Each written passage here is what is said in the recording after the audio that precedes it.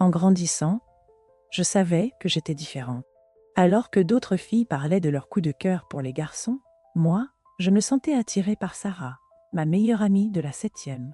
Cette attirance me terrifiait, pas seulement à cause de ce que les autres pourraient penser, mais parce que tout ce qu'on m'avait appris disait que j'étais destinée à l'enfer. Être lesbienne dans ma petite ville conservatrice signifiait vivre avec un secret qui me tuait lentement. Mais ce que je m'apprête à partager avec vous n'est pas juste une autre histoire de coming out.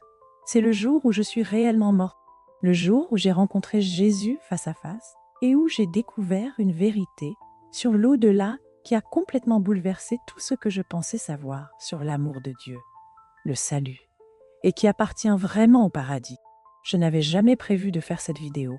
Pendant des mois, j'ai lutté pour savoir si je devais partager ce que j'ai vécu. Mais après ce que Jésus m'a révélé sur les changements profonds à venir dans notre monde, en particulier ce qui est prophétisé pour 2030, je ne peux plus rester silencieuse. Je m'appelle Sarah et mon parcours, passant de la vie en tant que lesbienne cachée à une expérience de mort imminente qui a transformé tout ce que je croyais sur la foi et la sexualité, va remettre en question tout ce que vous pensez savoir sur l'amour et l'acceptation divine. Que s'est-il passé durant ces moments où mon cœur a cessé de battre?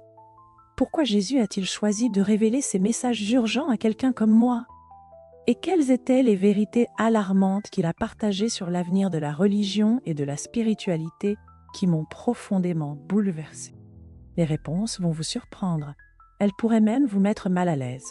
Mais si vous êtes prêt à garder un esprit et un cœur ouverts, ce que je m'apprête à partager pourrait complètement transformer votre compréhension de l'amour de Dieu et de ce qui nous attend vraiment dans l'au-delà. Restez avec moi car cette histoire ne parle pas seulement de mon expérience. Elle concerne un message divin qui pourrait tout changer pour quiconque s'est déjà senti rejeté, jugé ou dit qu'il n'appartenait pas au royaume de Dieu. Je ne m'attendais pas à ce que cette nuit soit différente des milliers d'autres que j'avais passées à lutter avec mon identité. Je venais de quitter un autre dîner familial douloureux où ma mère avait, une fois de plus, essayé de me caser avec un jeune homme bien du quartier. Le poids de vivre un mensonge devenait insupportable.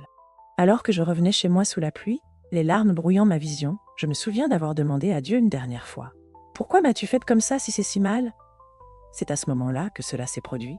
Les lumières vives qui venaient vers moi, le crissement des pneus sur le bitume mouillé, le monde qui tournait hors de contrôle. On dit que ta vie défile devant tes yeux lorsque tu es sur le point de mourir, mais ce que j'ai vécu était bien plus profond. Le moment de l'impact a ressemblé à un éclatement en 1 million de morceaux, puis, tout à coup, tout s'est tu. Je me suis retrouvée flottant au-dessus de mon propre corps, regardant les secouristes se précipiter vers les débris de ma voiture. Mais avant que je puisse comprendre ce qui se passait, j'ai été entraînée dans un tunnel de la lumière la plus éclatante que j'ai jamais vue. Les couleurs, oh, comme j'aimerais pouvoir vous les décrire correctement. Des couleurs qui n'existent pas dans notre monde, vibrant de vie et d'énergie. Le sentiment écrasant de paix était sans pareil. Pour la première fois de ma vie, toute la honte, toute la peur, toute la haine de soi, c'est simplement. Mais ce qui s'est passé ensuite m'a profondément bouleversée.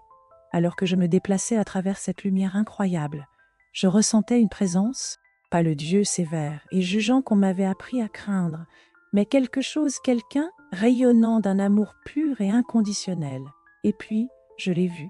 Jésus se tenait devant moi, mais pas comme la figure sévère des vitraux de l'église de mon enfance. Ses yeux dégageaient une compassion si profonde que je me suis immédiatement effondrée. Toutes mes années de culpabilité et de honte se déversaient. Et j'attendais la condamnation qu'on m'avait toujours dit qu'elle viendrait. Au lieu de ça, il a souri. Et ce qu'il m'a dit ensuite a complètement transformé tout ce que je pensais savoir sur l'amour de Dieu, sur la sexualité et sur les changements importants qui allaient bouleverser notre compréhension de la spiritualité. Les révélations qu'il a partagées concernant ce qui nous attend dans les prochaines années m'ont laissé stupéfait. Mais avant de te dire ce que Jésus a révélé sur notre avenir, tu dois comprendre exactement ce qu'il m'a montré sur l'amour et l'acceptation divin.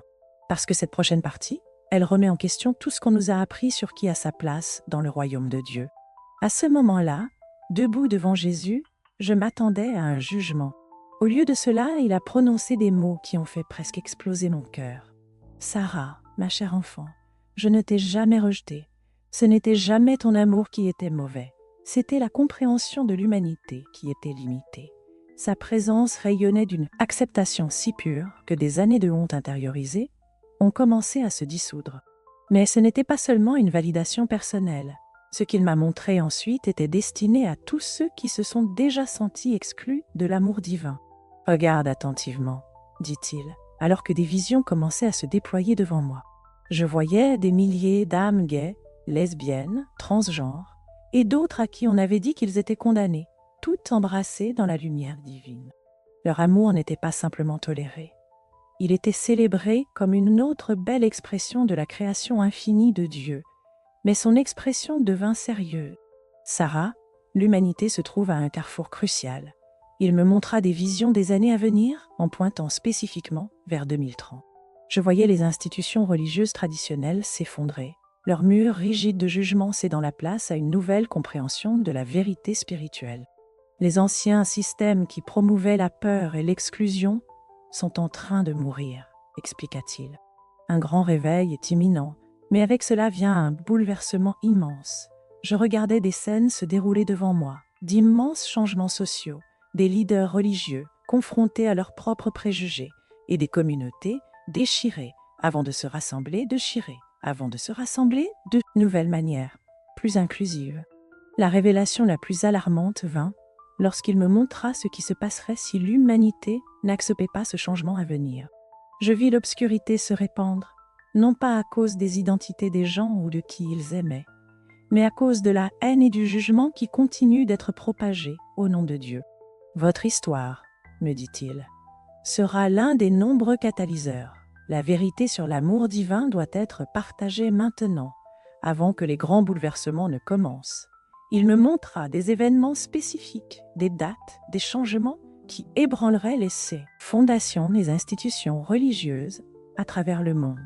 Mais ce qui me frappait le plus, c'était son insistance sur l'urgence. Ces changements ne sont pas à venir dans un futur lointain, ils ont déjà commencé. Je commençais à sentir que l'on me tirait en arrière, mais avant de partir, Jésus partagea un dernier message crucial concernant la véritable nature du salut et ce qui détermine vraiment notre place dans l'au-delà. Ce qu'il révéla contredisait complètement ce que la plupart des leaders religieux enseignent, et je savais que le partager susciterait de la controverse. Mais cette vérité doit être entendue. Alors que je retournais à mon corps, haletant dans ce lit d'hôpital, je savais que ma vie ne serait plus jamais la même.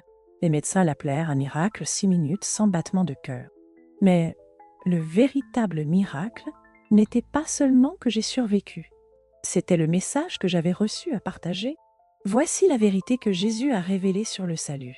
Ce n'est pas une question de qui vous aimez, mais de comment vous aimez. Les divisions que nous avons créées, les jugements que nous avons portés, les personnes que nous avons exclues, tout cela était des inventions humaines, pas des mandats divins. Et d'ici 2030, il m'a montré que ces anciennes croyances feront face à un jugement qui ébranlera les fondements de chaque grande religion. Depuis ce jour, j'ai du mal à partager ce message. Certains membres de ma famille ne m'ont pas parlé depuis que j'ai commencé à raconter mon histoire. Ma ancienne communauté religieuse m'a tourné le dos, mais pour chaque personne qui s'est éloignée, 10 autres m'ont contacté, partageant leurs propres histoires de sentiments d'exclusion de l'amour de Dieu. Le message le plus urgent que Jésus m'a donné n'était pas seulement une question d'acceptation, c'était un avertissement. Nous entrons dans une période critique où l'humanité doit choisir entre adopter une compréhension plus inclusive de l'amour divin ou faire face aux conséquences de la propagation continue du jugement et de la haine au nom de Dieu. La révolution spirituelle qu'il m'a montrée n'est pas seulement à venir. Elle est déjà là. À ceux qui regardent et qui se sont déjà sentis rejetés à cause de qui vous aimez, Jésus m'a montré vos larmes, vos prières, vos luttes nocturnes avec la foi. Il veut que vous sachiez que vous n'avez jamais été brisé, jamais dans le faux, jamais moins digne de l'amour divin. Le seul péché était dans ceux qui vous ont fait sentir cela. Et à ceux qui se sont accrochés à des croyances jugées, le changement à venir remettra en question tout ce que vous pensez savoir sur l'amour de Dieu.